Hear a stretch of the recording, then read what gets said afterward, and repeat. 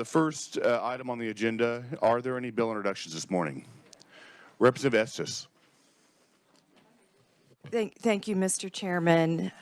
I have House Bill 3208 to introduce establishing a sesquicentennial commission. All right, committee, you've heard the motion for the bill introduction, seconded by Representative Carlin. All those in favor say aye. Opposed? Bill is introduced. Any further bill introductions? Representative Probst. Thank you, Mr. Chair. I have an RS number 2837. This would move the Department of Corrections security officers and Department of Wildlife and Parks law enforcement officers into the Kansas Police and Fire retirement system. All right, committee, you've heard the bill introduction. Motion by Representative Helgerson. Is there a second? Seconded by Representative Ballard. All those in favor say aye. Opposed? The ayes appear to have it. Bill is introduced. All right. Today, as I mentioned yesterday when we were talking about the items in the Commerce budget, we're going to be having a briefing from all of the presidents and the chancellor in regards to the regent universities throughout the state of Kansas. And so right now, I would start off with the chancellor with the University of Kansas, Doug Girod. Welcome to committee.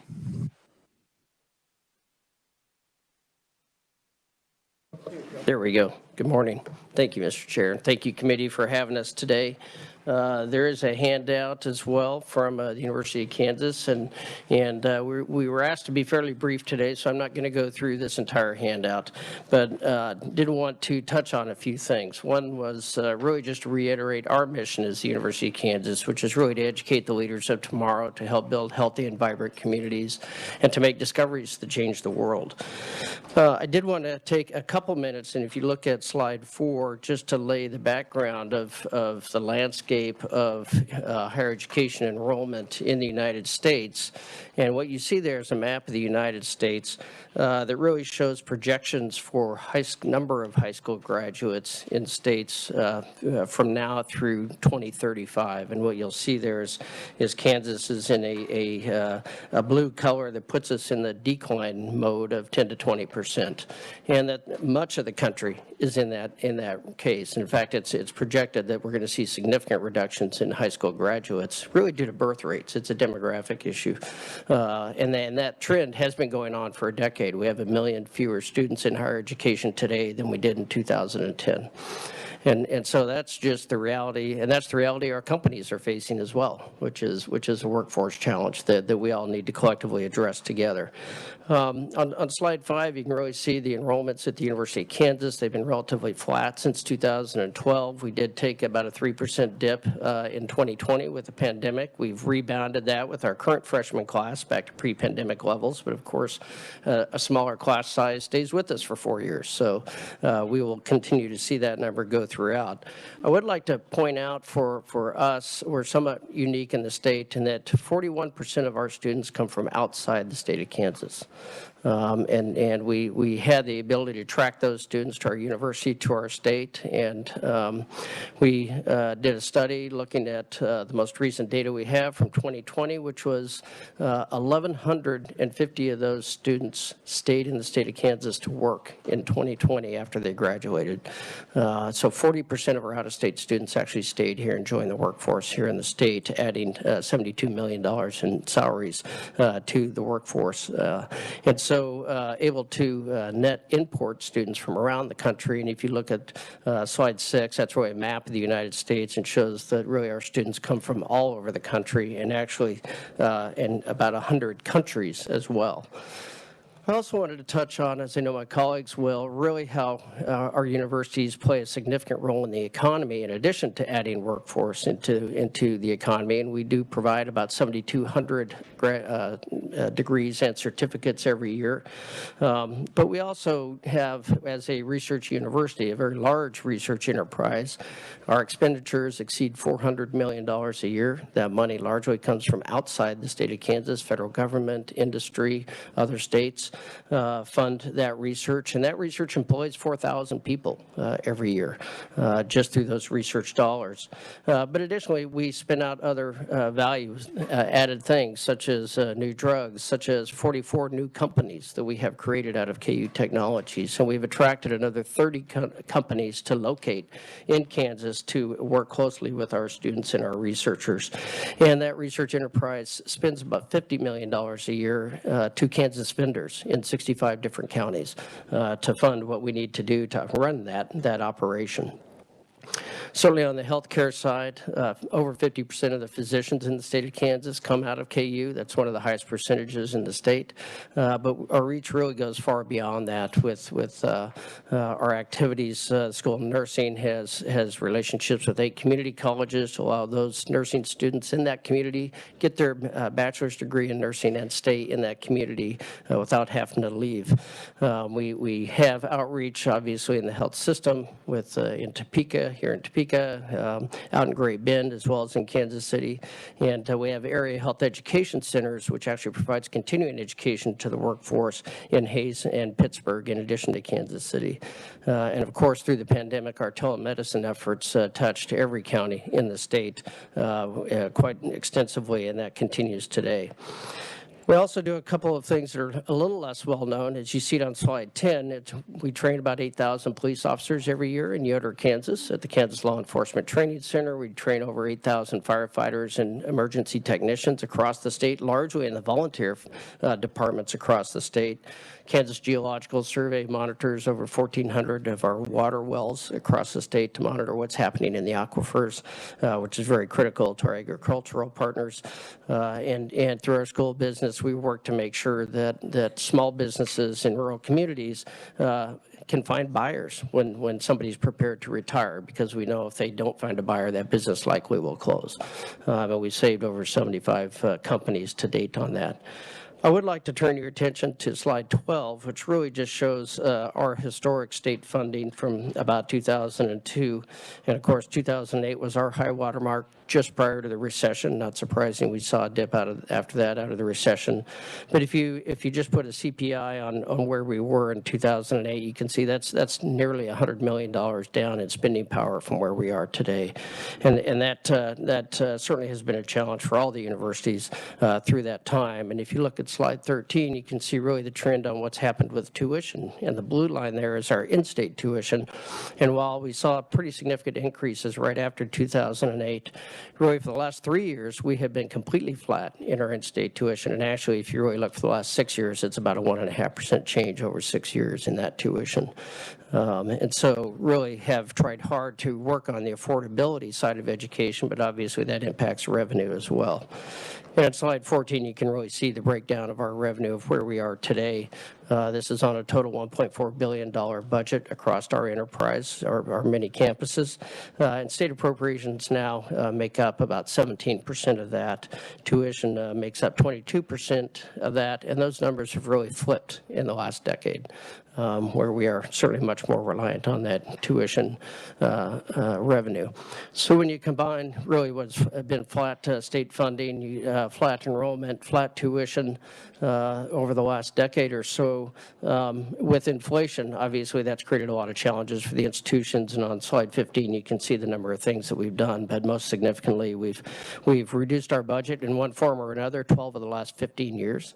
This current year, we did another $25 million budget on reduction on the Lawrence campus, and we've seen a shrinkage of our number of faculty by about 11% over the last decade as we tried to address these issues. So we continue to meet our missions. I think we continue to be one of the biggest economic drivers in the state. The University of Kansas, combined with the University of Kansas Health System, is one of the largest employers in the state.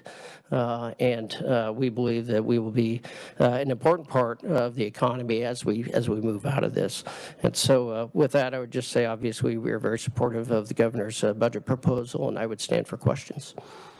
All right, thank you, Chancellor, for being here. And what we're going to do is we're going to have all the presidents and yourself give your presentation, and then we'll have questions afterwards. Perfect. So for all the committee members, direct your questions to the particular presidents and the chancellor when that time comes. So, Thank you, Mr. Chair. Thank you again, Chancellor. Next, we're going to have a new president for Kansas State University, Dr. Richard Linton. Welcome to committee and welcome to Kansas State University. Well, thank you very much. Thank you, Mr. Chairman and members of the committee. I appreciate the opportunity to be here this morning. And let me start off by saying how thrilled I am to be in the state of Kansas. I can't think of a greater opportunity to be able to lead a land-grant institution anywhere else in the nation. And I will say, too, that me and my family have been more than welcomed by everyone that we've met. And I thank you very much for the opportunity to be here and for the great opportunity to be in the state of Kansas. I did want to give just a little bit of a background of myself so that you know who I am and what I hope to accomplish as the president of Kansas State University. This is my 5th land-grant university. I was a student, got all 3 of my degrees at Virginia Tech, then enjoyed a 16-year career at Purdue University. My area of expertise is in food safety research and food safety education. I then went to the largest food science and technology department in the country and was department head at The Ohio State University. In the last almost decade, I was the dean of the College of Agriculture and Life Sciences at NC State University, the 3rd largest such college of agriculture in the nation. Kind of the things that have trailed me for my entire career is really threefold. First is the foundation in the land grant, and one of the things that attracted me to Kansas State is this is not only the first operational land grant, but it's a land grant that's keeping true to the mission of research, teaching, and extension, and meeting the needs of the citizens of Kansas first, then having a contribution to the nation and to the world. The second piece is partnership driven. I'm very much looking forward to partnering with the universities that started before me and will trail behind me this morning, whether they be 4-year degree colleges or 2-year degree colleges or technical colleges. I think there's opportunities that abound, and also partnerships with state and local government, and very importantly, industry.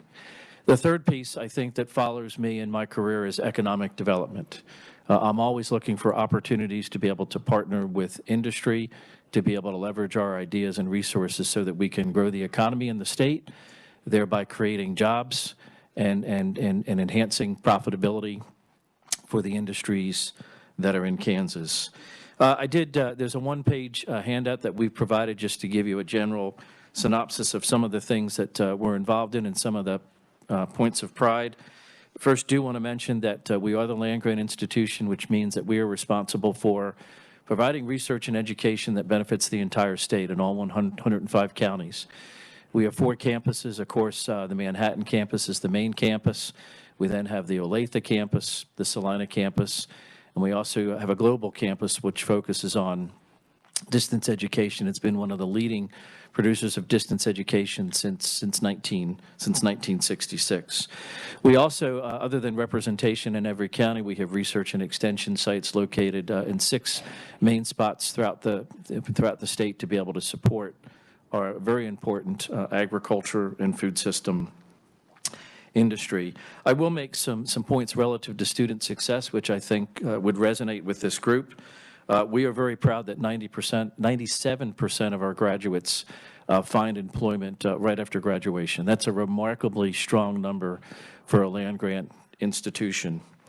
I would also say we're also proud to be able to say that we like to import and not export our students, and 54% of our students that graduate do stay employed in the state of Kansas, and 71% of our recent graduates are employed at least regionally, and we're working at trying to heighten those numbers and do a better job of actually recruiting students from out of state and providing opportunities for them to stay in the state.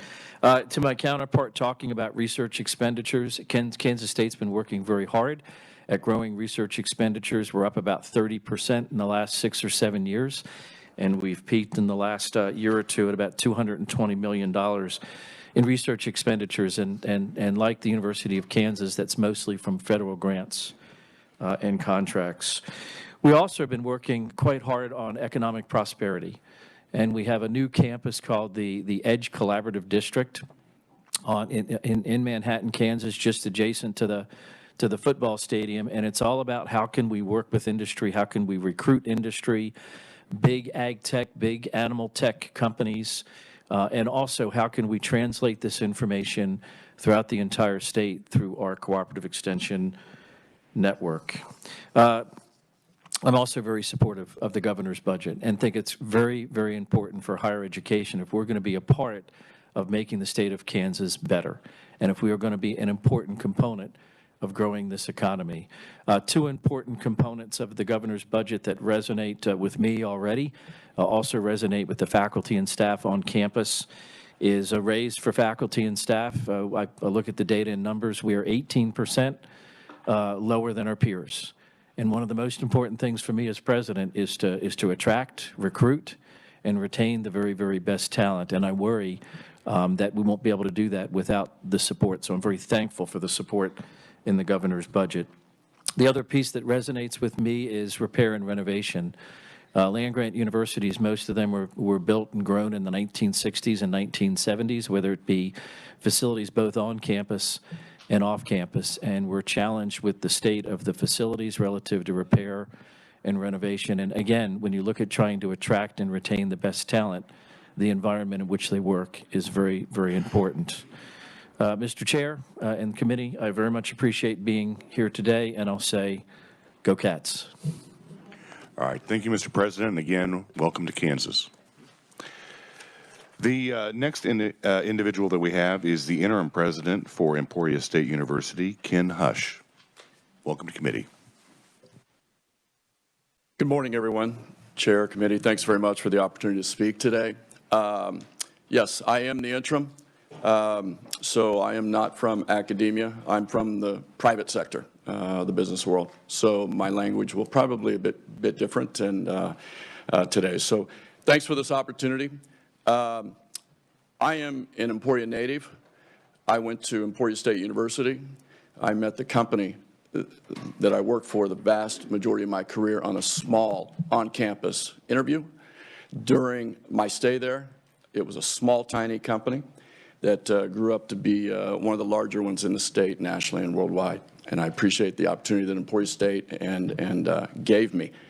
I'm a product, definitely, of what the state of Kansas has allocated to the university system. And I just want to thank you and for everyone like me.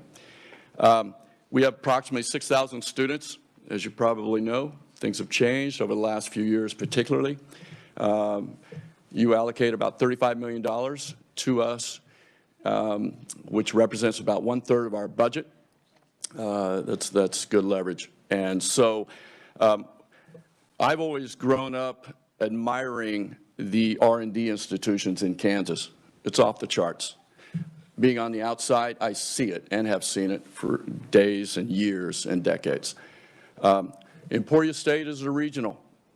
We're a bit unique. We provide our strike zone, our nurses, teachers, business, accounting, finance, sciences, and tech, IT. As we've all learned the last few years and the volatile period that we've gone through with the pandemic, those are key and essential roles. Combining and complementing what the Board of Regents expects all of us to do and our R&D institutions, it's a lot of synergy that the state of Kansas has been afforded the last few years. Again, being on the outside, it's mentioned that the workforce is in a short. A couple of our areas, nursing, it's short of nurses right now. By the way, there's burnout, okay? So it's even going to be shorter. Teachers, same burnout, short, going to be short. There's a greater demand in those areas, particularly for all Kansas. You play all that out on a forward basis, high level, and I'm sure the state economists and the quant people look at that, but boy, there's some trouble forward in just a simple supply demand. Demand is too big. We need to work together, all of us, and help supply that talent pipeline forward. Lastly, I am the interim. It was just announced that there's a permanent search going to be for a new president in process, with the expectation that at the end of the fiscal year, a new hire will be found and in place. What we are doing, we've taken a step back again, with the support of the Board of Regents and with the help, frankly, of my brother and sister universities, and we're taking a step back in Emporia State. We realize that there are some things that we're not doing well. Over time, we've made small little tweaks and adjustments, no more. We are evaluating everything from top down and bottom up, and we have been making some changes. We're going to be making some other changes. Everything is changing today. If there's a quick learning lesson of what we've all gone through in the last couple years, we need to get after it and help prepare. It's always for the future. So that's what we're doing. You're going to see a lot more changes from our side. And yes, is it implying what's pragmatic in today's world? I'm a taxpayer, as we all are, so that we're spending all of our tax dollars in an optimal way? Absolutely. Okay? Are we wanting to supply future workforce? And that's a huge short going forward? Absolutely. But we need to have some cleanup exercises on our own. So, again, appreciate the time and your continuance in investing in what we do at Emporia State University. All right. Thank you for being here today. Next in person, we have the president from Wichita State University, President Rick Mumma. Welcome to committee. Thank you, Mr. Chairman, committee members. Good to be here today. First off, I want to just thank you for all of your support over the years to help move the university forward, especially this session. I believe a lot of our initiatives are really going to make a major impact on Kansas economy, supporting new jobs and other opportunities for its citizens. I just want to remind everybody that Wichita State University is Kansas's only urban public research university, and that means basically two things: that we're there to provide access to everybody in our community and our state, anybody who wants additional education. That's the primary mission of our institution. And the second one is to helping our community, our state, solve problems through research, through creative activities, other research initiatives and service initiatives. And that's really what an urban public research university does, is helps our community thrive. We are focused on three priorities every day to help move our university forward. The first one is affordability, access. Second one is helping the businesses with the talent pipeline. The third one is to help increase economic prosperity in our community. So if you look at all of those priorities, the number one priority that we continually focus on is affordability and access. We are growing as an institution. We have record enrollments, 30-year record enrollments, and we are at pre-pandemic levels and continuing to grow. We're expecting continued growth this fall, looking at our applications. Our student body is a very diverse student body.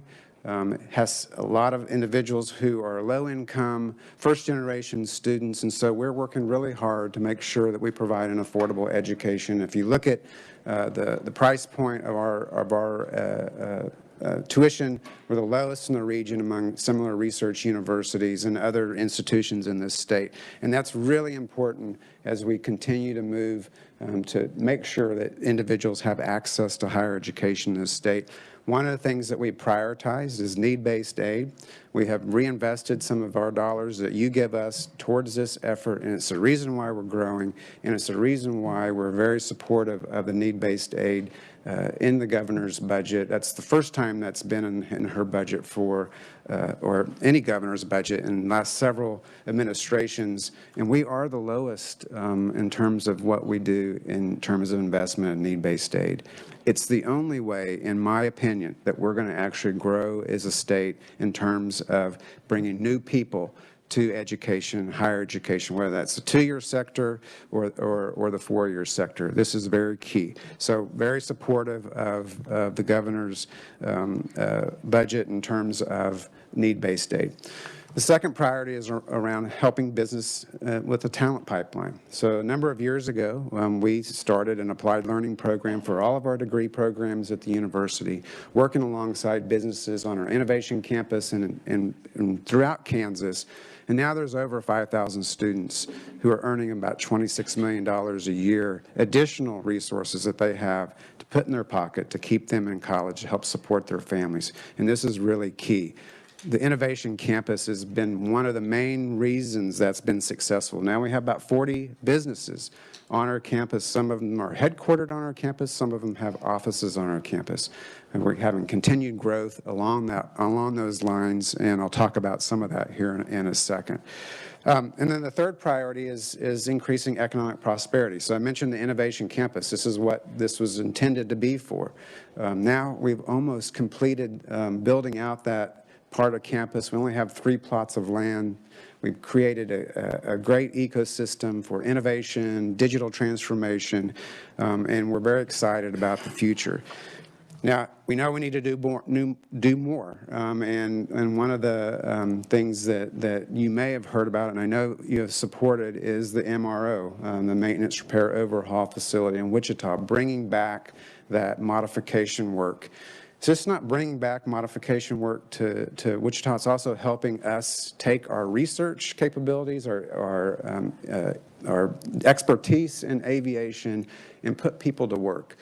And when that project is fully up and running, we expect over 1,000 professional jobs and hundreds of jobs for our students, not only at Wichita State, but Wsu Tech. We believe that this is the way that we can help move the economy by involving all aspects of higher education and also industry. So again, another priority that we're focused on.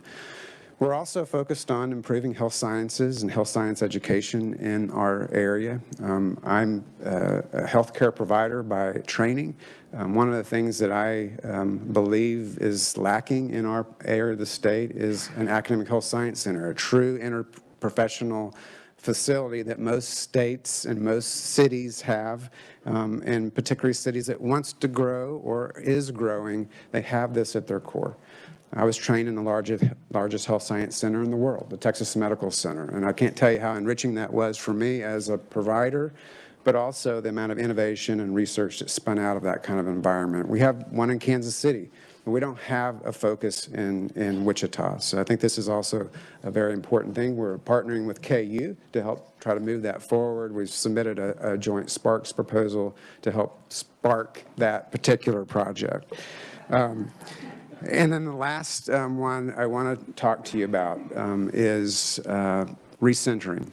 So at Wsu Tech, we've been working really hard over the last several years of connecting with industry, helping industry get the right kind of talent to where they need to be. But this has been very difficult as those dollars that were earmarked through the legislature several years ago have not kept up with changes. And it's becoming more difficult for us to meet those needs. And I think it's time, and we're supportive of making some kind of adjustments going forward. For Wsu Tech, it's $24 million. And for us, it's not a good business decision to ignore that particular issue. So that's another a priority of ours. So need-based aid, the MRO in Wichita, health sciences, and recentering are our main priorities. Of course, we're supportive of the other governor's proposals in her budget request, but these are the things that we believe that really make a difference at Wichita State. All right, thank you, Mr. President, for being here today. The next individual, actually, we were going to have Dr. Farley, the president of Washburn University here, but due to unforeseen events, he is not able to join us this morning. And so I would ask the vice president, Dr. Julianne Mazachek. Welcome to committee. Yes, hello, thank you. I'm glad to be here today. I am the Chief Academic Officer at Washburn, and I have been there for about 30 years. And this is the first time I've actually had the honor of being able to talk about Washburn University with all of you who make it possible for us to exist. So thank you. So I will follow a similar strategy as the other presidents and the chancellor did, and that is just to talk a little bit about what our mission is. It's wonderful that I followed up behind Wichita State, because while they're the urban public research institution, we are the urban regional institution and the teaching institution. And we serve primarily Shawnee County and Northeast Kansas. We are the only four-year public institution in the state that is open access. If you graduate from a high school in the state of Kansas and you want to go to college, you will find a place in our university. And no surprise to you, we also are, as a result of that, very committed to student success. And we devote quite a bit of our time and effort to ensuring that the students that cross our doorway have the opportunity to be successful and cross the graduation stage. That is what every student who joins us wants to eventually have happen. So we are a school of about 6,000 students. We actually also have a technical school, Washburn Tech. I was listening to President Mumma. Washburn Tech, and we educate about 1,300 students there in addition to our Washburn University students. We actually love to say that we have the opportunity for a regional comprehensive to be able to start from a certificate degree and you can go clear to a doctorate degree. And we have actually seen that happen with some of our students, and we're very, very proud of that. We, like the other schools, are very committed to the three primary things that I imagine that you hope that we're committed to. That is what we're committed to: student success, access by our students and by our residents and the graduates of our high schools and our adults. It's not all high school students. We have lots of people to educate that are not straight from high school. And then also making sure that we feed the talent pipeline so that we have a strong workforce in our state and in our communities. And then finally, we really do want to see a change in economic prosperity for everyone across our state. And so that we focus primarily on those types of things. I will spend just a moment, because this has been what we've been focused on primarily over these last few years, and I'm very proud of. We have been very focused on student success. We have had a change in our students, and some of our students actually, they come from different places, all different types of backgrounds, different levels of preparation, and we want to make sure they're successful. So we have been working to reimagine our curriculum in ways that create problems for students for them to be able to be successful. We have been able, in the last 4 years, we have been able to increase our graduation rates by almost 20% in a very short amount of time, meaning that students that many years ago might not have graduated today, they've left us with a degree. And we're very excited about that. I could talk all day, actually, about some of the things that we've done, but it's happening across all of our institutions in the state. We work very closely with our businesses and in our community and our economic development organization in our community to make sure that we can not only attract new businesses to Kansas, but that we can also ensure that the businesses that we have in our communities can grow and prosper, add more jobs in the future. Most of our students come from the state of Kansas, and most of our students stay in the state of Kansas. So we believe that we are educating the workforce of tomorrow. And so I would also just like to share that we too support the governor's recommendations for the budget. While we get much less than the other institutions, we currently receive a little over $12 million a year. We are grateful for the support that you provide. It allows us to do things we wouldn't be able to do without your support. It allows us to serve our students in the best way possible. We do support the governor's recommendation to increase in so many different areas and I would say that the compensation plan that she's proposing for the state is one that we would like to copy at Washburn University also. People are at the core of us being able to deliver our mission. We're at risk right now. We are well behind the marketplace, and we are at risk of losing our very best people. And we know that having the best people in the classrooms and on our staff is what makes the experience for our students the very best and raises the likelihood of their success in achieving their degree. So thank you very much for the opportunity to be here today, and thank you for all that you do to support higher education in our state. All right, thank you for being Thank here. you. The next individuals are actually going to be joining us virtually, and that'll be the president of Fort Hays State University, President Tisa Mason. Tisa? Good morning, and thank you very much for your graciousness in allowing me to return home last night before the storm. I appreciate that. also very much appreciate your service to the state. Our 30-plus years of experience in providing educational opportunities to place-bound students have served us well, especially during the past challenging year.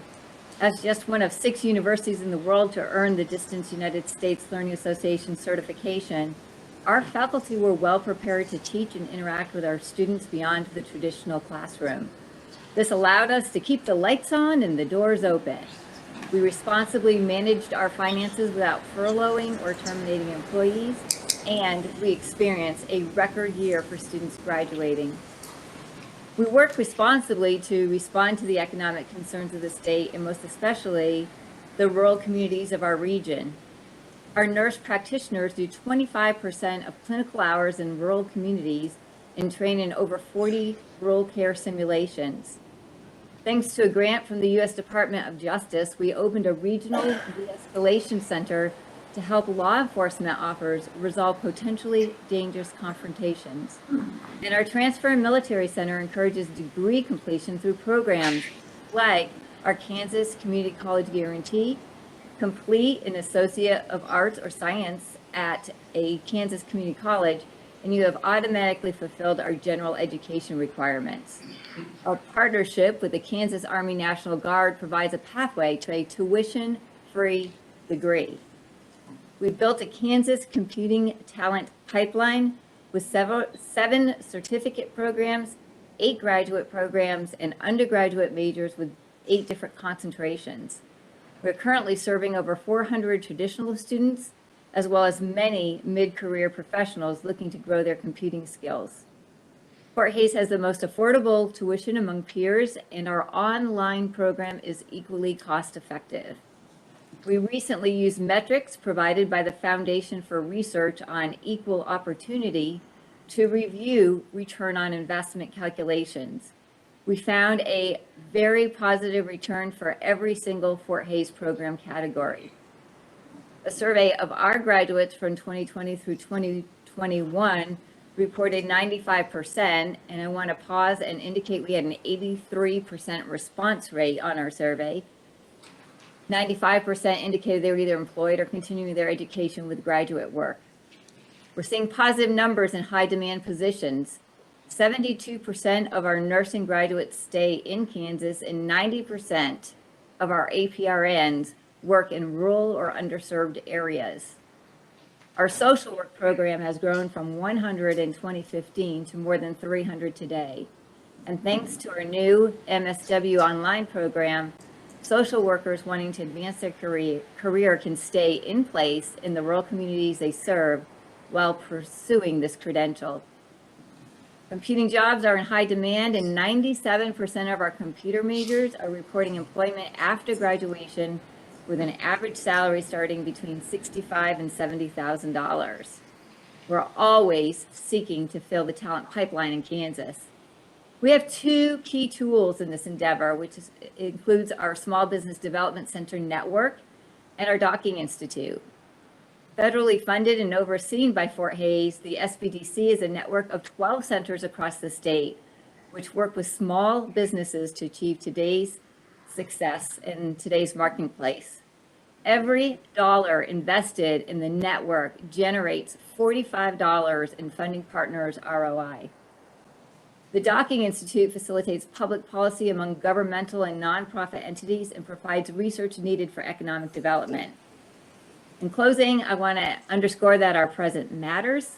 We're the 2nd largest employer in Ellis County, providing an economic development benefit to 5-county area.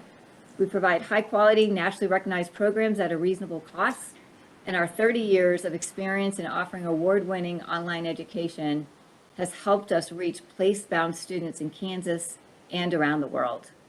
Thank you for your time. All right, and thank you, Madam President, for your testimony this morning. The final president that we have is going to be President Steve Scott from Pittsburg State University. President Scott. Thank you, Mr. Chair. Can you hear me okay? We can hear you. Thank you very much for allowing me to testify in this manner. I raced back to Pittsburgh last night just in time to wake up this morning to about an inch of slush and ice and sleet and everything else. And We got the university underway, but I'm not sure all the parents are very happy about that. So we are operating today, but I appreciate this opportunity. I think it is fitting that I go last today because my message is going to be a little bit different.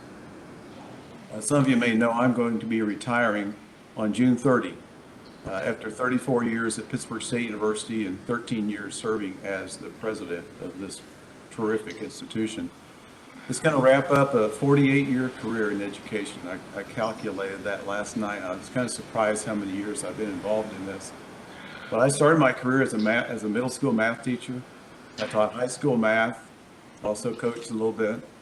I taught at a community college for 7 years, and I served as a school board member. I was an elected school board member in Miami, Oklahoma for 5 years. I have 5-year terms there, and I was the president of the board as I left that community.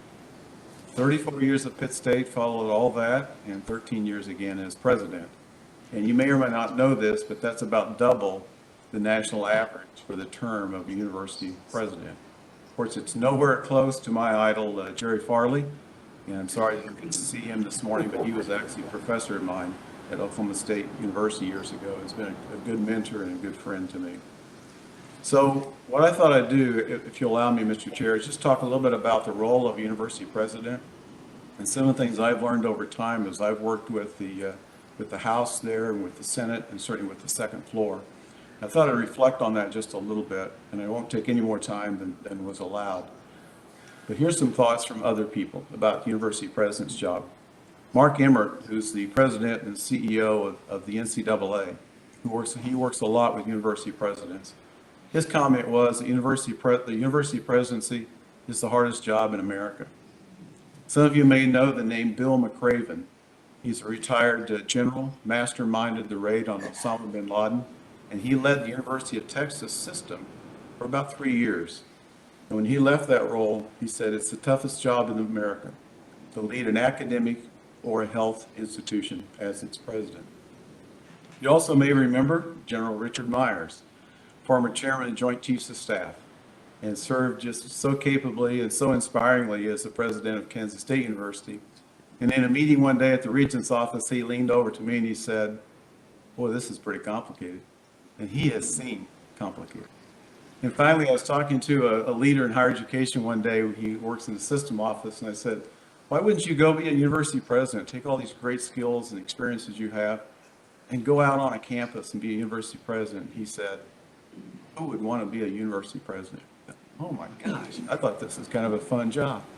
But it just speaks to the complexity of it and the challenges that we face. In 2016, the American Council on Education did a study of university presidencies. And here's a list, I'll list very quickly, of what university presidents are about. And you will have heard all of these in the comments that preceded my comments. Budget and financial management, fundraising, managing your senior team, governing board relations, enrollment management, strategic planning, community relations, economic development, internal communications, external communications, personnel issues, capital improvement projects, academic issues, government relations, accreditation. When Leadership Kansas comes through Pittsburgh on their annual trek, I always talk about the life of a president, and I think it's pretty eye-opening to the individuals in those classes to see what we do on a daily basis, the scope of our responsibilities, and the requirements that it takes and the characteristics of these tasks. You know, my successor is being searched for right now, and the search team put together a 12-page document seeking the individual who will follow me. And there's a list of 14 characteristics of that individual they're looking for.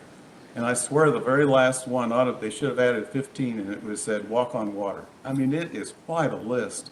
It's pretty amazing, really. So I'm not here to say we deserve your sympathy or even your empathy, but I do think as you heard those presidents talk before me, and you've interacted with them over time, it's a pretty amazing group of people, and they do deserve our gratitude. That's what I would say. So my comment here, and kind of my learning from my time as president, is that probably my greatest frustration of what I've not done a good job of doing is bridging the gap between what I know about this work and what you all know about this work.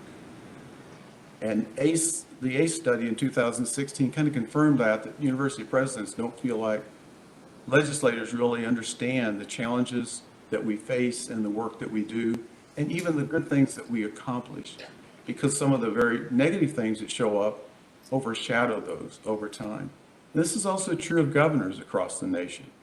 So I feel like I've not done a good job of doing that, and I'm going to walk away with some regrets about how I didn't do a better job of bridging that gap.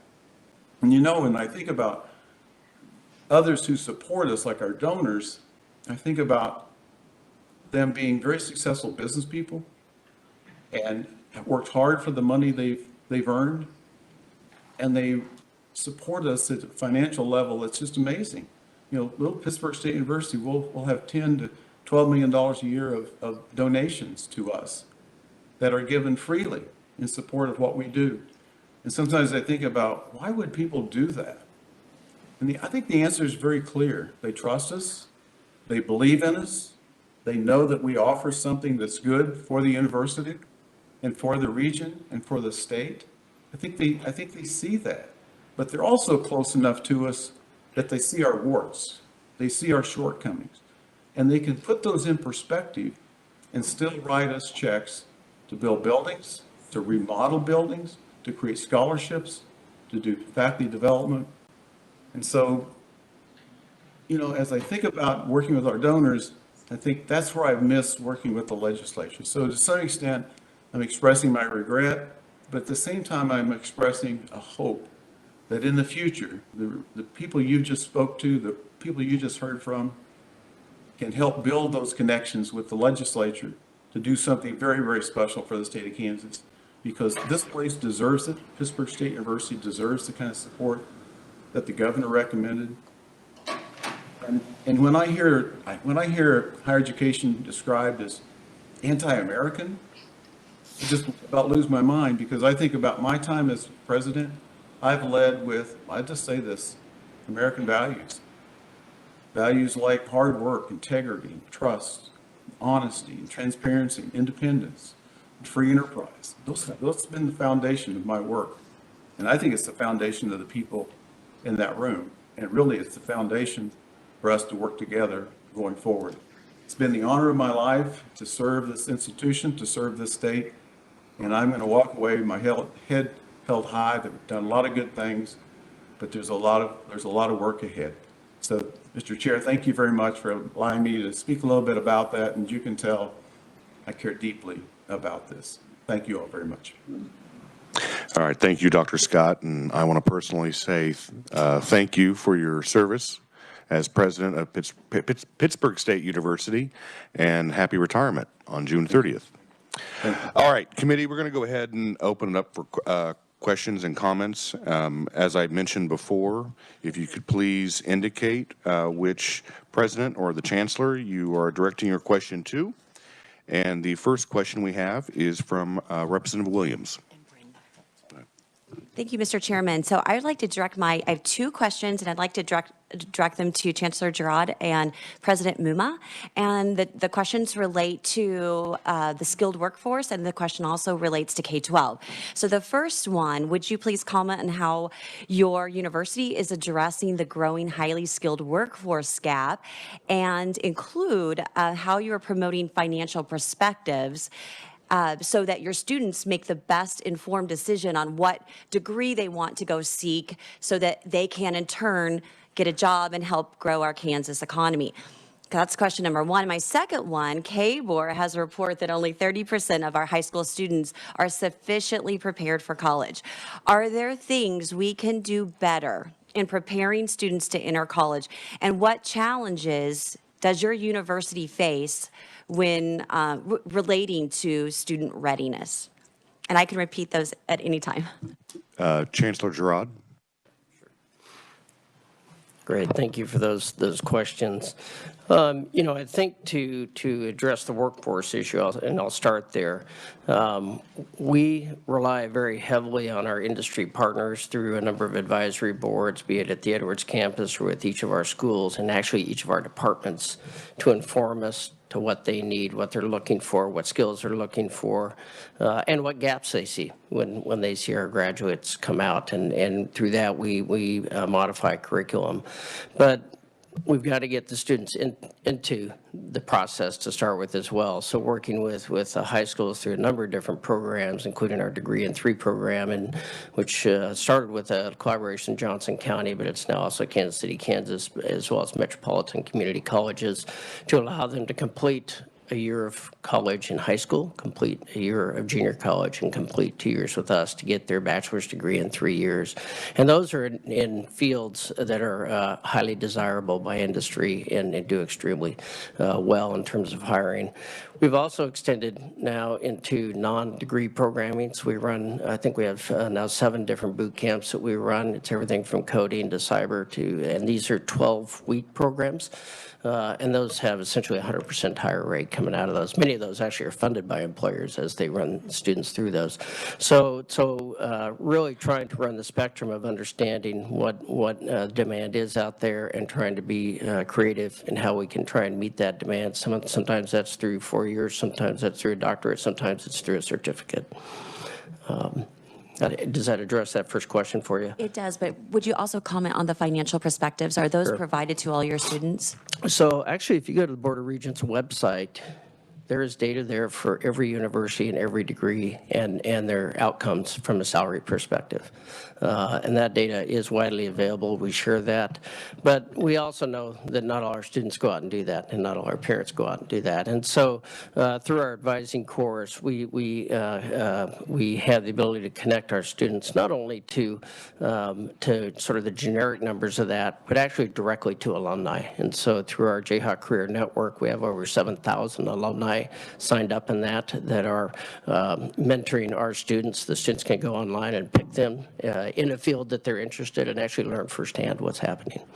There's another piece of the finance, which is also financial literacy, which is a lot about how much debt do you take out and how do you manage that. And that's actually probably one of the equally important pieces of setting a student up for success. And so we've really expanded in the last 2 years our educational opportunities for freshmen in particular, but then also transfer students as they come in to understand how they can best manage their finances to minimize their debt as they walk out the door. Did you want to comment on the K-12? Sure, absolutely. So, you know, we have set our admission standards at the University of Kansas somewhat based on statistically we know what level of student can be successful at our institution. And we did that about 7 years ago, and we're able to dramatically increase our retention rates and our graduation rates by that. So that's a selectivity approach, which helped. But we also knew that we were leaving people behind when we did that. And so then taking a step back about 3 years ago, started a program of accepting students in who didn't meet that standard, and then figuring out what resources we needed to put around them to help them to be successful at that same rate. And that's an ongoing process. And I would say if there's one area that probably is most challenged for students being successful, it's math. President Mumma, did you want to respond to the questions as well? Because it was kind of directed to Wichita State University as well by Representative Williams. Yes, thank you, Representative Williams. So this is to address the first issue around connecting with business and industry. This is why we have a priority around that and making sure that we create a talent pipeline for them. And this is why we started our applied learning program several years ago, to make it explicit the moment a student shows up on campus, that they know what the connections are that they can make. This is why many of our students are coming from the various areas around the I-35 corridor. They see that we are connecting students early on. And, you know, many students may not have an idea what they want to do the moment they show up. But if they can get connected to an employer and start to professionalize skills and working alongside them, learning new things that they may not ever had before, it really sparks them to think about what they can do. Waiting till the junior or senior year, many of us who went to college, that's too late. We need to start at the very beginning.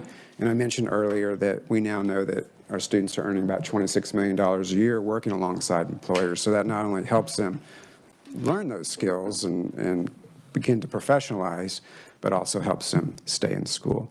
The second question, this is why we affiliated with Wsu Tech. We knew that we needed to create a talent pipeline much earlier in high school, and that's what Wsu Tech provides for us. But they also provide that continuum of education. We often speak of this like a GED to a PhD. And I know that that sometimes flies in the face of in traditional academia, that these two things of educating students in this way and doing research as a research university can't happen. These aren't mutually exclusive things. They can, and we're proving that you can do that at Wichita State. So this is one of the reasons also that we're growing, and our fastest growth in the two-year sector is from Wsu Tech to Wichita State. And it's been, a very challenging environment, but is working for our community. All right, thank you. Representative Landwehr. Thank you, Mr. Chairman. You might want to stand back up there if you would. President Mumma? I think this question is going to be directed to you. Can you elaborate just a little bit about what you mean by the Health Science Center? Yeah, so basically providing opportunities for our community to have a truly interprofessional training of healthcare providers, from physicians to PAs to nurses to all the different health professions that we have at Wichita State and KU in Wichita. It allows us to create some synergies in training, actually save some resources in some of the very expensive ways that we have to train students and educate them in the health professions. But it also brings us together to help solve problems. So I'll just give you an example of what proved to me that this was something that was needed in our community and that we can have success, and that's the creation of the Molecular Diagnostic Lab. So as you know, at the very beginning of the pandemic, testing was a problem, still is kind of a problem, and in particular in the city of Wichita. And so we came together with our medical laboratory sciences expertise at Wichita State and NIAR's robotics automation expertise, and stood up this lab in a matter of a couple of months based on protocols or testing from Yale and the Stowers Institute in Kansas City. And now we have tested hundreds of thousands of individuals and kept the city of Wichita open. These are the kind of collaborations that a health science center with KU and their expertise, medical education, and our expertise in the areas that we have expertise in at Wichita State will be helpful for our community. So that's kind of how how I envision that to be. One more, Mr. Chairman. You may. So along with that, one of the things that, we're concerned, because no matter what the job is today, there's a workforce shortage, period. But healthcare is really hitting almost crisis levels, and I know both of you are very familiar with that.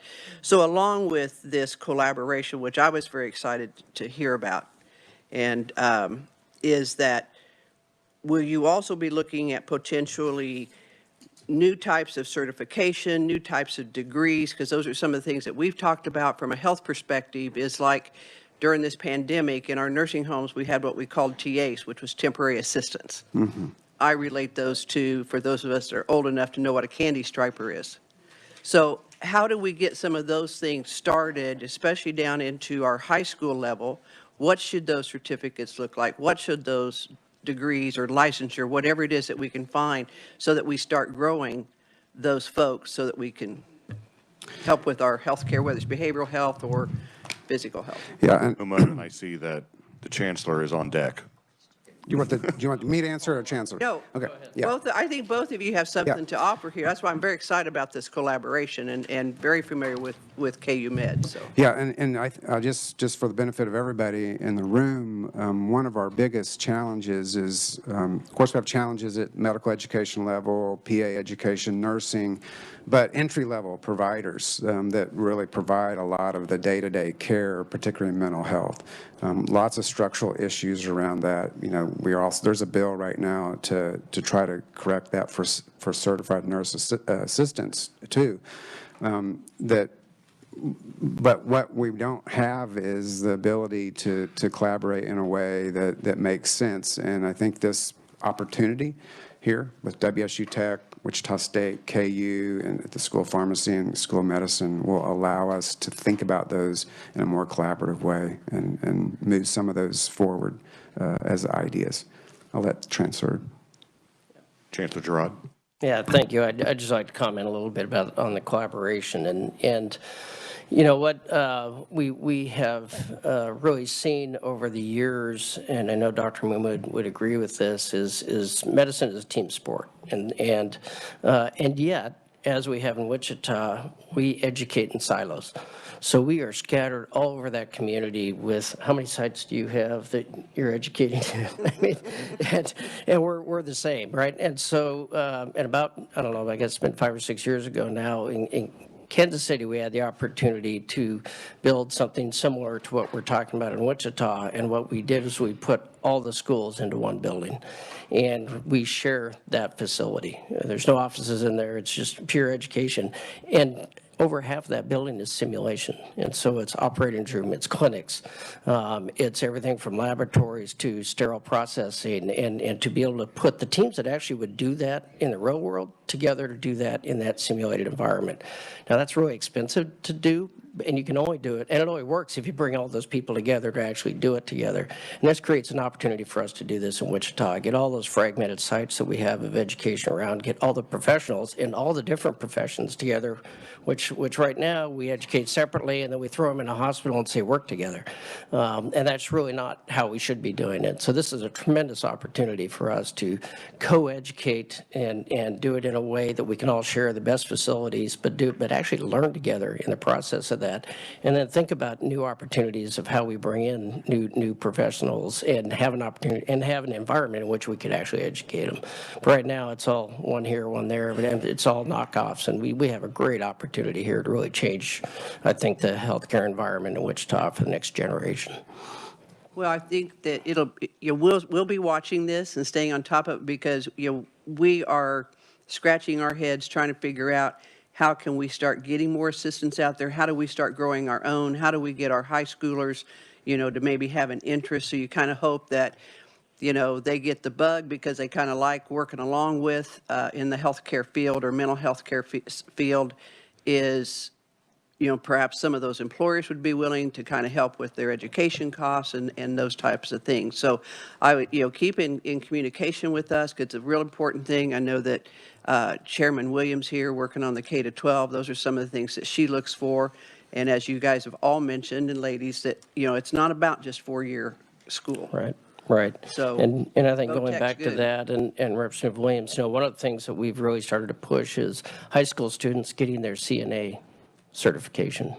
And that lets them not only have the ability to generate some revenue while they're pursuing, if they choose to further pursue their education, it gives them incredible experience in the healthcare world, and really inspires a lot of them to carry on into something else, be it nursing or medicine or pharmacy or any of the other health professions. And so starting that in the high schools is a tremendous opportunity, and I think, to your point, having the employers maybe to help fund that effort for our high school students is a great idea. All right, we're here to help. Representative Corbett. Thank you, Chairman. While we've got you all here today, the question I kind of put forward to you is, if you've noticed that about 2/3 of Kansas is suffering from outward migration, and so the challenge I give you is possibly maybe could you come up with maybe a tax plan that would grow some jobs and grow Kansas, and I'm serious about this, and even if we need constitutional amendments or something, because if we keep staying on the same path we've been going on, we're just going to get smaller and smaller and smaller. And I'd like to see this turned around. If you get anything, send it to the committee, because everybody's on tax or commerce or something here, and it's just a thought for you. Thank you. So not a directed question, just a thought? Just say it's an assignment. All right. All right. Duly noted. Representative Wolfmore. Thank you, Mr. Chair. This question, I think, would be for Dr. Girard. So, Dr. Girard, you described the new climate in the medical education building, and I wondered if that building and the climate and the atmosphere and the reputation has contributed to you attracting more med students from out of state or other disciplines. Just speak to that for a moment.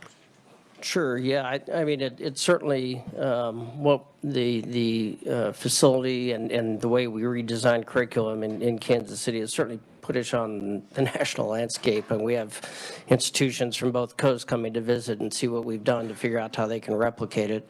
And the biggest challenge of replicating that is actually the interdisciplinary element of it and moving people together. You know, to the out-of-state piece of that, actually in healthcare, we focus very much on in-state students because we know they're more likely to stay. And so if you look at our School of Medicine, we are over 90% in-state students. Even if they happen to have gone to a college out of state, they're from Kansas and they have a high affiliation here, and we know that they're much more likely to stay in the state of Kansas. Same is true really in our School of Nursing. Our health professions are a little bit broader than that and are a little bit bigger programs so that they have the ability to do that. But do so, we know that since a big part of education in any of the health professions is it's experiential. It's in the hospital, it's in the clinic, it's in the rehab centers, it's in the nursing homes. That gives those employers a great opportunity to recruit them and keep them, and most of them stay. So, I would say it really has helped us reputationally, but our focus always has been largely in-state. I actually have a question for President Mason. In conversations that we've had, you're going to be starting or implementing a cybersecurity with Fort Hays State University, and I know I'll probably have more details when Chairperson Humphreys releases your budget to the Appropriations Committee. But President Mason, could you please describe that for the committee right now? Sure. What we're wanting to do is utilize our Docking Institute, which does all the economic studies, our small business development centers, which are across the state, and our faculty and our students in our informatics programs to work with small businesses to help them not only with cybersecurity, but other technology needs that they need to grow their business. We know that large companies that come in with their own tech crew.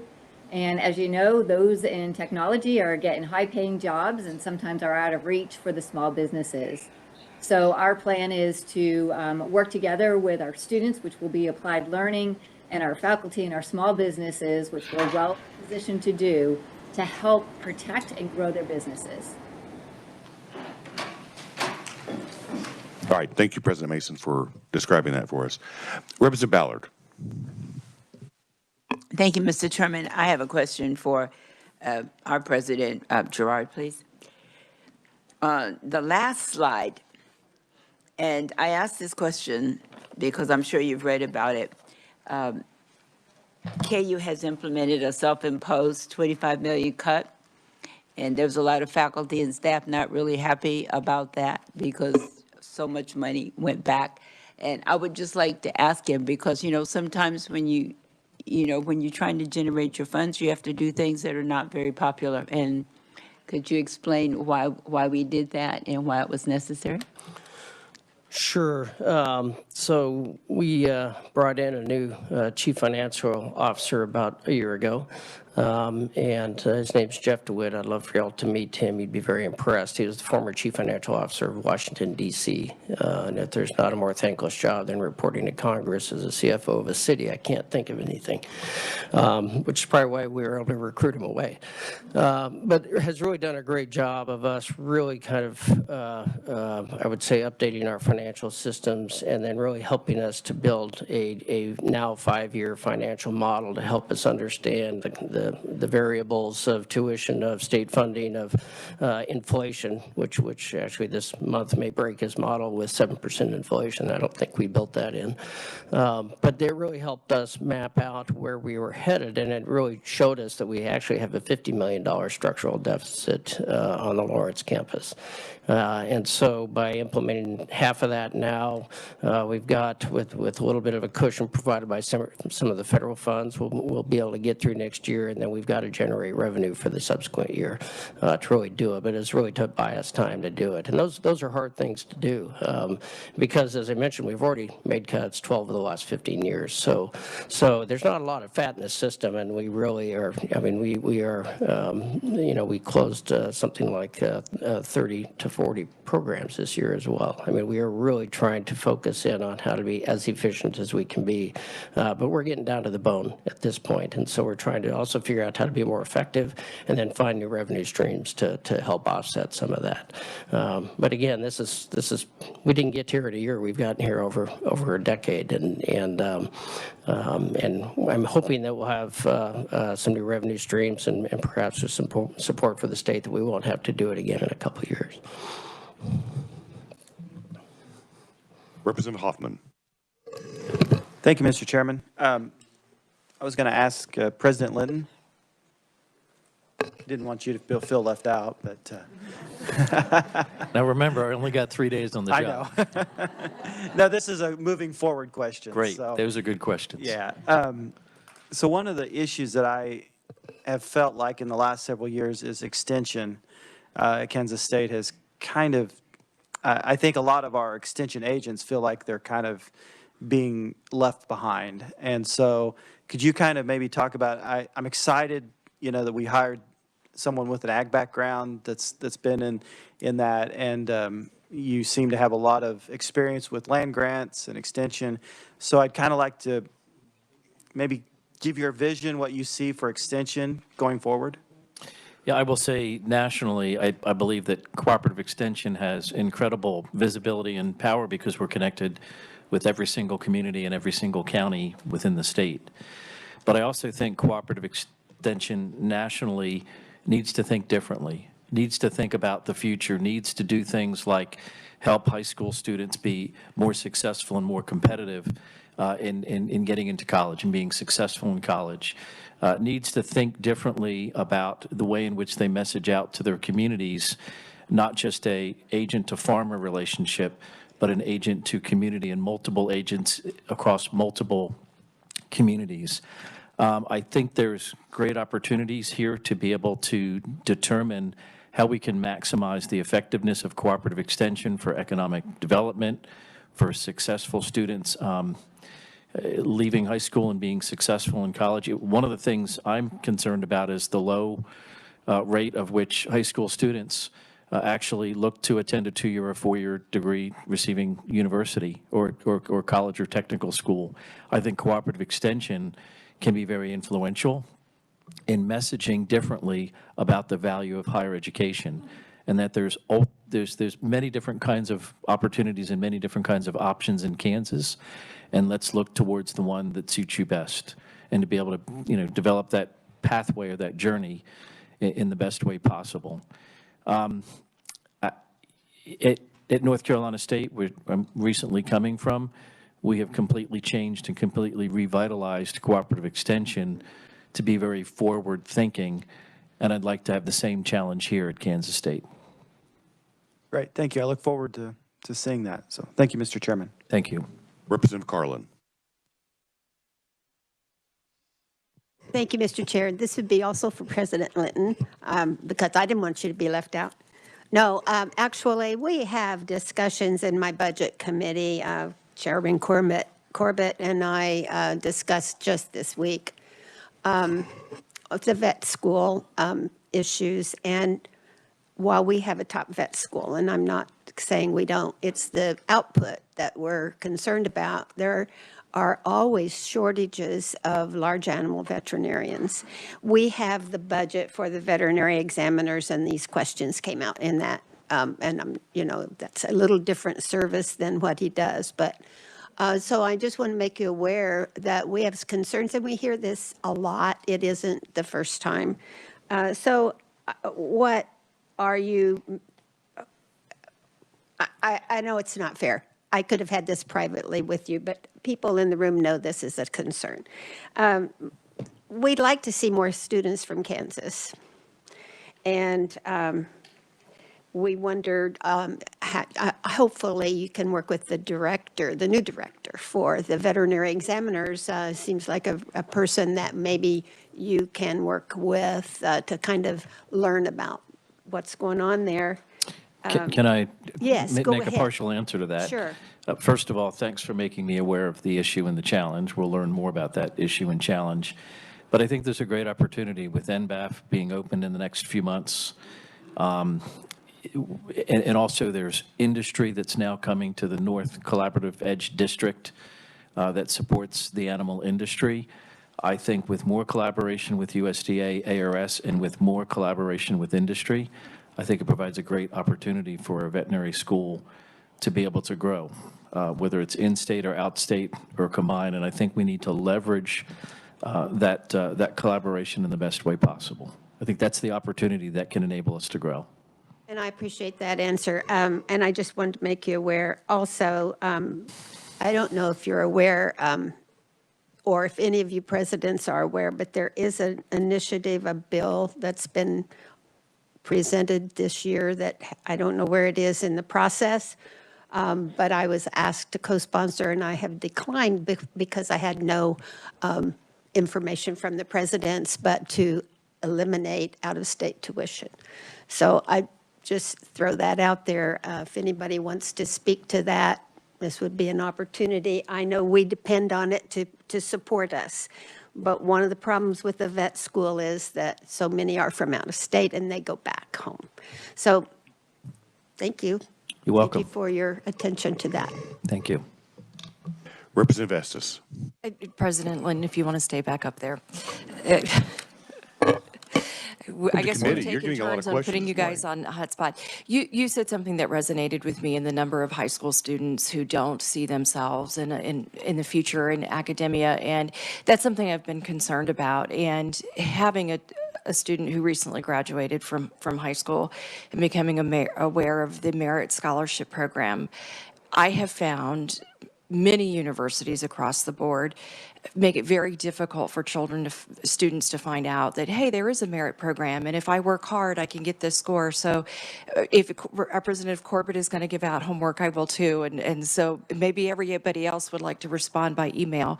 But if you could get into the high schools earlier and catch the kids and give them hope, maybe that will help us keep them in high school and feed your pipeline and be very open about what your merit program is.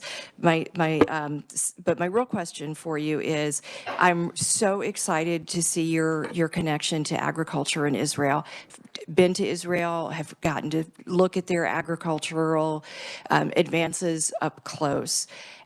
So I'm hoping that you have some exciting way that you want to leverage your knowledge there in helping Kansas farmers be more efficient and thrive economically. Do you have anything you want to share or get back with us later? I'd be happy to. Just to first address your first question or the first opportunity, one of the things we did in North Carolina that I'd like to explore here is through on-campus faculty and staff and also through the Cooperative Extension Network, we were heavily engaged on the recruitment side in 8th to 10th grade science classes to be able to inform about the opportunities, about job placement in North Carolina or otherwise.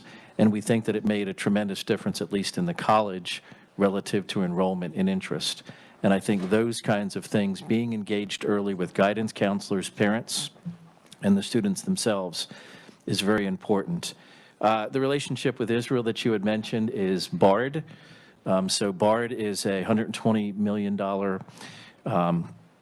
endowment that was put in place by the United States government and the Israeli government. And there are multiple iterations about projects that are funded that benefit both countries. There needs to be a collaborative effort for every single project. I serve as one of two people in the United States that makes the final decisions on those projects. You had said Israel is one of the best in the world when it comes to agriculture, especially when it has to do with water and water resources, which I know is an important issue in this state, and I know that there's a lot of discussion about it today. It's certainly, we hope to be able to learn from Israel and also share our knowledge with Israel about how we can grow agriculture and food systems and improve it around the world. Thank you. All right, we are kind of running out of time, but we'll have one more question, and that's from Representative Johnson. Thank you, Mr. Chair. And I just wanted to make a quick comment. I appreciated the work starting with the Chancellor's presentation. I've always wanted the focus on mission, and I appreciated how clearly that was brought out from the start, and other examples of focus and where we want to make those strengths really stand out for Kansas, including like the need-based aid, the innovation campus, a lot of other things that were mentioned. So I appreciate the focus on mission and just wanted to mention that. Thank you. Thank you, Mr. Chair. All right, thank you. And I just want to thank the presidents and the chancellor for being here today. We did this last year. We had all of the presidents and the chancellor here, and we had a very robust discussion then, as we did today. So we wanted to bring them all back to talk about the initiatives for all the universities throughout the state of Kansas. And as I mentioned before, I'm sure Chairperson Humphreys will have more to discuss when we actually have the budgets for the universities coming before this committee. So thank you again for being here. I know the weather conditions were not the best, but thank you for being here in person, and also for those that were attending us virtually. All right, committee, we're going to go ahead and move on to the budget report outs. We are running a little bit behind, and we're going to be behind again because, as you will notice on the agenda, we do have budget report outs from Chairman Sutton. He is not able to be here due to the road conditions, so we're going to pass over those and do those tomorrow, and we'll see how many budgets we get through today. So from yesterday, which was a carryover, we're going to turn it back over to Chairman Corbett or Representative Carlin. I don't know who's going to be presenting the budgets, but if you could please start with the budget you're going to be reporting out to the committee, and also which binder it is in. So Chairman Corbett or Representative Carlin? Thank you, Mr. Chair. I have the Citizens Utility Ratepayer Board, and is that you? And they've been here for 2 days, so I'd like to do that one first. That's fine. And we'll move on to the Corporation Commission, and then he will do the Wildlife and Parks. So volume 1, page 508 for the CURB budget. The agency estimates revised 2022 expenditures of $1.1 million, all from special revenue funds, which is an increase of $99,000 or 9.8% above the 22 approved amount. The agency is authorized each year by language in the Appropriations bill to carry over unspent funds for consultant services between fiscal years to ensure sufficient funds during years with a higher number of rate cases. In FY 2021, $99,065 was unspent and will be carried over to FY 22. This carryover accounts for the entire increase of the approved budget. The governor concurs with the agency's 2022 revised estimate, and the committee concurs with the governor's recommendation. And that is 2022. All right, committee, any questions for fiscal year 2022 for CURB? All right, seeing none. Representative Carlin, move on to 2023. Okay, for 2023, the agency requests $1.2 million, all from the Utility Regulatory Fee Fund for FY 2023. This is an all funds increase of $90,968 or 8.2% above the 2022 revised estimate. This increase is primarily due to the agency's enhancement request for an additional attorney position and an accountant position. The agency states that with the increased number of cases filed and increased complexity of those cases, there is a need for an additional attorney and an in-house accountant. The increase is partially offset by a decrease in carryover funds that occurred in 2022. The governor concurs with the agency's request, and the budget committee concurred with the governor. I stand for questions. All right, committee, any questions for Representative Carlin in regards to the CURB budget for fiscal years 2022 or 2023? Seeing none, Representative Carlin. I just want to state that we did have discussions with several of our budget committees and with this one about the cost of hiring consultants for attorneys and accountant positions. So if we can hire those with the expertise in the field, that really will help, and I appreciate that. So, Mr. Chair, I move the budget recommendation for the Citizens Utility Ratepayer Board for 2022 and 2023 be approved by the committee. All right, committee, you've heard the motion. Is there a second? Seconded by Representative Corbett. All those in favor of the motion say aye. Aye. Opposed? Motion passes. Please indicate the next budget. Oops. The Kansas Corporation Commission, and it is volume 1, page 487. The agency estimates revised 2022 expenditures of $25.8 million, all from special revenue funds. This is an increase of $1.6 million, or 6.5% over the 2022 approved amount. The agency's revised estimate includes increased expenditures primarily in the Utilities Division for consulting fees due to the implementation of 2021 Senate substitute for House Bill 2072, which allows for the securitization of utility assets to recover energy transition costs and help finance qualified extraordinary expenses during extreme weather events for electric and natural gas utilities subject to KCC jurisdiction. The agency's revised estimate also includes expenditures to begin the implementation of a new docket management system. The agency's revised estimate includes increased expenditures to plug abandoned wells in accordance with the established prioritization schedule. The governor concurs with the agency's 22 revised estimate, and the Budget Committee concurs with the governor's recommendation for 2022. Any questions in regards to the KCC for 2022? Seeing none, Representative Carlin. For 2023, the agency requests expenditures of $26.8 million, all from special revenue funds. This is an increase of $961,000, or 3.7% over the 2022 estimate. The agency's request includes funding to purchase the docket management system software. The increase is also due to increased federal funds for the Energy Division. The governor concurs with the agency's 2023 request, and the Budget Committee concurs with the governor's recommendation for 2023. Are there any questions? All right, committee, are there any questions in regards to the budget for the KCC for fiscal year 2023? Seeing none, Representative Carlin. Mr. Chair, I move that the budget recommendations for the KCC Kansas Corporation Commission for 2022 and 2023 be approved by the committee. All right, committee, you've heard the motion. Is there a second? Second by Representative Corbett. All those in favor of the motion say aye. Aye. Opposed? Motion passes. Next budget. Wildlife and Parks. Chairman Corbett. Kansas State Fair. Oh. You get one? We're done here. So, just to start out, the fair has a new director, Brian Schultz from, I believe he's South Dakota. So he was just kind of new on the ground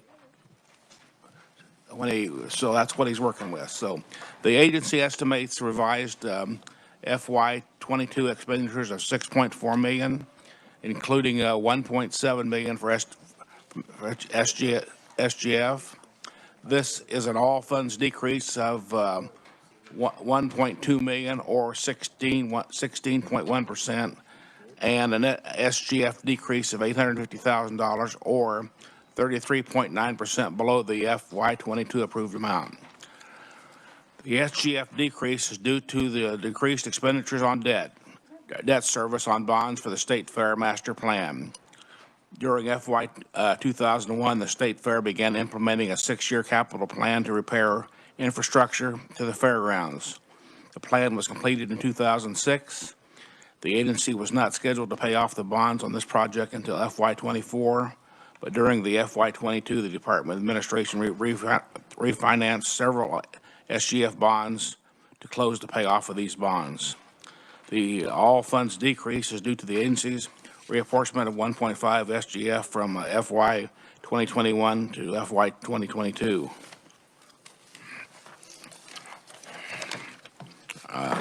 the agency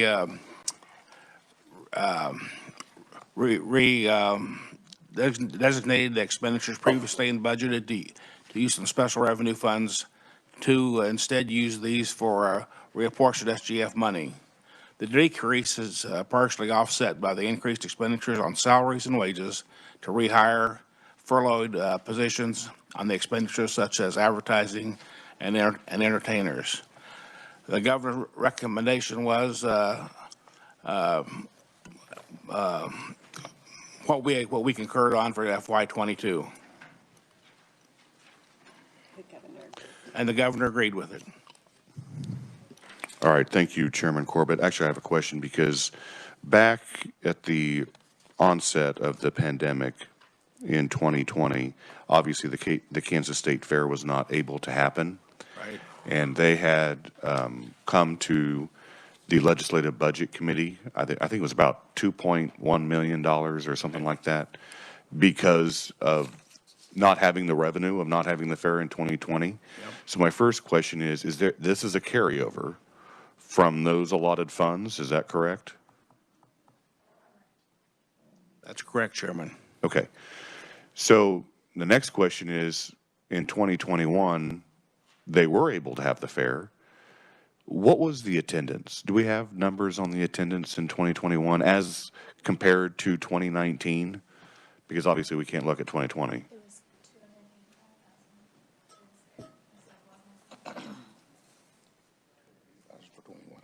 It was 280,000 for 21, and 20 was but in 19. In 19. It was lower than that. And lower than in 19. Which would be, that'd be assumed, that'd be lower just because the pandemic was still going on. So, all right, thank you. Committee, any questions for Chairman Corbett? Representative Hoffman. Thank you, Mr. Chairman. Chairman Corbett, did they talk to you any about their master plan, a new master plan, or upgrading? I think it's the Bison Center, or I think there's a couple other buildings that they've talked quite a bit about in the past, upgrading. And so did they talk about that? Are they going to ask for funds maybe through Spark, or is it in here anywhere? They asked for no money from Bison, but they talked about it. I mean, they talked about every building, but they didn't ask for any additional funding. Is that correct, Victoria? Yeah, that's right. Well, and I know Representative Hoffman and I have talked about this, and we've actually had a discussion with you as well, Chairman Corbett, that there are many other state fairs throughout the nation that have utilized the ARPA funds for upgrades. And so we're just wondering if the Kansas State Fair, because we have talked about the Bison building for quite some time about upgrades that need to be done at the Kansas State Fair. And so I think that was the reason for Representative Hoffman's question is, have they applied? And if they haven't applied, why not? So that'd be a question. And it could be just that he is just that new. He hasn't, 4 months, he hasn't, maybe we could reach out to him and give him some guidance if you'd like. That might be prudent. Okay. So, Representative Rogers. Thank you, Mr. Chair. And I think that's part of it. I guess I'm a little surprised that there's no change in revenue, no change in ask, no. We did this deal a couple years ago where they wanted to keep their sales tax to kind of prop them up. And I know there's a new director, but he was there in August, met him down there at the State Fair. Those fair board members have been there. I guess I'm a little perplexed of going, if we're going to move forward, I don't see did they talk about a plan of action? I don't want them to come back at a late date and say, we've got to have, a couple $1 million or we're not going to be, I guess I'm perplexed that there's not. Well, I mean, he talked about like he wanted to upgrade the PA system and lots of things he wanted to do and what it might cost, but there was no ask for. Did they say that would come from their foundation or what? I mean, I guess He just basically talked about things that needed fixed. He didn't talk about where money was going to come from. To me, okay, all right. Well, but as far as, they talk about the sales tax they're receiving from all from the events. I guess those are probably coming back, and that's Right. that And that is that's going to probably help him quite a bit. sustaining them at Yeah. least. And I mean, he's like anybody else that's new. He has things he'd like to change and go forward with, and you just kind of heard his spiel from about 20,000 feet. You know what I'm saying? And it all sounds good, but there wasn't any big. I didn't hear any big ask. Well, and I know they were here early in, the first few days, and I guess I was expecting maybe more of a even from the appointed board members that here's our plan. This is how we can kind of partner, because that's what I guess I was taking over the last few years, even though when they had interims. And my answer to you might be, if you know the board members, or you know him, we've still got time to probably send out a lifeline if it need be, but. Well, and I guess, again, that goes back to, as we move forward, Mr. Chairman, there may be something hidden that, or maybe they have spark to take care of it. So I would just say, just kind of caught me off guard. There was no enhancement request as normally there is. So thank you. Well, in conversations that I've had with Chairman Corbett, I actually expressed the same thing, because we had talked about when Representative Hoffman was the chairman of the Ag and Natural Resources Budget Committee, there was always a request for upgrades or renovations in regards to the facilities at the Kansas State Fair. And it is an oddity that this year there is no request. And so we have had conversations about that.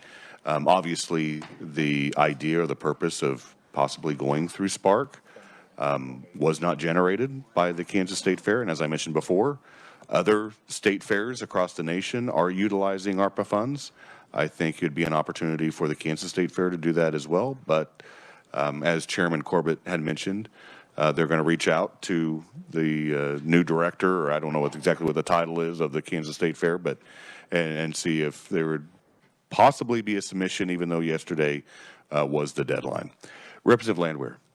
Thank you, Mr. Chairman. Kind of tagging along where the previous representative was going is, I agree, the board should have been laying out a plan. They're not new people. They've been on there for a while. The new director is experienced with state fairs. I think he's going to do some great things for our state fair. So I'm totally shocked with this here. So I hope the committee does go back on that. One of the issues on the sales tax piece, and I don't know that it was all foreseen when we restructured that, is a lot of big ticket items are bought at the state fair. Guess where that sales tax goes? Because I'm not picking that up and driving it back to Wichita. They're delivering it to Wichita. So the state fair doesn't get that piece of it. They're getting the small things that people are walking out of the fairgrounds with, but they're not. That's a piece that needs to be changed, because a lot of your, whether it's farm equipment, spas, pools, all those large ticket items, or RVs, et cetera, are special deals that come in, and it's only at the fair, and people wait to make those purchases at the fair. So I kind of know this because I live there every year. So you're kind of like the resident expert, because I know you spend a lot of time at the Kansas State Fair. I don't know about an expert, but I do know that Sample Tuesday is like the best day at the fair to sample all different kinds of foods for $2. So, Representative Estes. I withdraw my question for the moment. Representative Helgerson. In full disclosure, I spend even more time than Representative Landwehr there because we have the contract to set up the pipe, the drapes, and rent equipment. So I'm there a great deal. I'm one of the individuals that collects the sales tax and forwards it to the state for the things that we sell on the fairgrounds. As I understand, the deadlines may have passed for this Spark funding, but as I also understand, we could put in appropriations if necessary. I think the executive director is feeling his way in the new process. I also know that there was some changeover in the board, so that may have been part of the issue. I would suggest a letter going to the executive director just saying, following up with a phone call, just saying if there are some priorities. Because in my own mind, I have probably half a dozen to a dozen different buildings that need to have physical repair. The Bison estimate, I think, as I remember, was $7 million by itself. And there was some question as to what you'd use it for after you did that. So I think it would be wise to contact him both by letter and by phone, because he was aware, as you might guess if I was spending time there, that we had a good deal of money available, and I think he just didn't understand he should put the letter together for you. And we can do that. Representative Tarwater. Thanks, Mr. Chairman. One of the items in the past is they wanted to sell liquor instead of just beer. Was that brought up? Right. He brought that up, just like he gave us the pricing for all the repair at the Bison, and we got numbers on every building, but I didn't hear. I mean, he's looking. Just never asked for. Representative Tarwater. Yeah, that's fine. I was just wondering. But he did bring. I know we have a bill for that somewhere here. So he would like to have that probably. I don't know where the bill is. It in a bill still on here? I'm assuming that bill would be in federal, state, and affairs. Yeah. So, he was hoping that would pass out favorably, but just to mention. Maybe Mr. Chairman? Yes. Maybe he needs to get ahead of things here. I mean, he missed a deadline that was a very important one on the spark financing for a possible revamp of a building. And there's a bill in federal and state. He needs to get up here and advocate for it if that's what he wants. I mean, that's part of the job. Well, I would agree. If you want to have the Kansas State Fair solvent, regardless of your duration in the position that you're in, I mean, you need to be proactive about that. Chairman Corbett. And I was told that he did testify in committee in Fed and State for the this liquor bill to be passed out favorably. All right, thank you. Representative Estes. Thank you. I needed to I've been trying to resolve an inner conflict in my mind of we are the appropriators and it's appropriate for us to send a proviso to Spark versus their role in this. And I think the letter is let's see how they respond to the letter, but maybe we need to come back with a proviso later. And I hate to see the fair lose an opportunity for money that we need to spend at some point because a ball got dropped somewhere. But I also understand the frustration others have articulated. All right, thank you. Any other questions in regards to fiscal year 2022? Seeing none, move on to 2023. Thank you, Chairman. 2023, the agency requests expenditures of $6.4 million, including $135,000 from SGF. This is an all funds decrease of $8,866, or 0.1% of SGF decrease of $1.5 million, or 91.9% below the 22 revised estimate. The all funds decrease is primarily due to a decreased expenditures on advertising, on debt service principal, renewing the Expo Center. The SGF decreases is due to SGF reapportionments that were present in 22 but not in 23. In 21, the agency received $2.3 million for the COVID relief account to the SGF to replace the lost revenue due to the cancellation of the 2020 State Fair. Of that amount, $1.5 million was reapportioned to the into 22. For FY23, those SGF monies were no longer available, and the agency plans to replace them with a fee fund monies. We agreed with the governor, and the governor concurs with the agency's 23 request. Committee, any questions for Chairman Corbett in regards to fiscal year 2023? I think we kind of covered it in 2022, but are there any further questions? Representative Carlin. Mr. Chair, just, I misplaced my files, so that's why I've been quiet during this discussion. My folders are gone for Wildlife and Parks and for the fair. But on page 860, there's capital improvement information, volume 2. And we did discuss a lot about the issues that you are discussing. What we didn't know at that time was we had a deadline for Spark and that we were supposed to be giving you that information through our committees. I don't believe we were quite into that when we had that budget. So I do think we can reach out to them. And a lot of grandstand repair was discussed, and the ongoing maintenance issues were discussed. So thank you, Mr. Chair. All right, thank you, Representative Carlin. Any further questions or comments? I have a question, Mr. Cho. So should myself or the chairman or the committee reach out to? I would probably instruct that since you're the chairman of the Ag and Natural Resources Budget Committee, that you reach out to the director of this Kansas State Fair for a submission. Thank you, sir. Okay, so, pardon? Any other questions or comments? Seeing none, Chairman Corbett. So I move that the budget recommendation for the Kansas State Fair for 22 and 23 be approved by the Appropriations Committee. All right, committee, you've heard the motion seconded by Representative Carlin. All those in favor of the motion say aye. Aye. Opposed? Motion passes. All right, committee, we had a very robust discussion today with the university presidents and the chancellor of the University of Kansas, and I think it's always good to have that conversation in here. So we are going to be a little backlogged on the budgets that are being reported out. As I mentioned, Chairman Sutton is not able to be here today, and he was supposed to report out 3 budgets from his committee. Tomorrow, I think, Chairman Francis might disagree with me, will be fairly light. We'll see what happens.